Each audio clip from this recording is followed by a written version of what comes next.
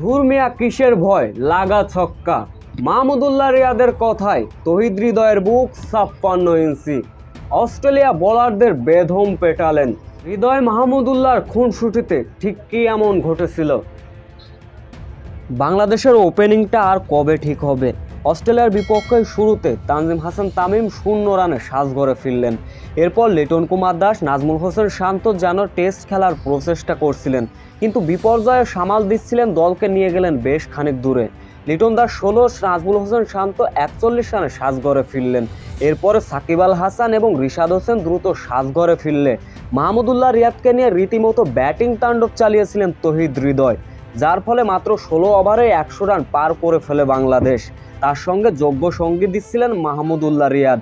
বড় ভাই ছোট ভাইকে সাহস যোগাচ্ছিলেন, বলছিলেন ভয় পাচ্ছিস কিসের, আমি তো আছি, তুই তোর মতো খেল, তুই বিগ শট খেল।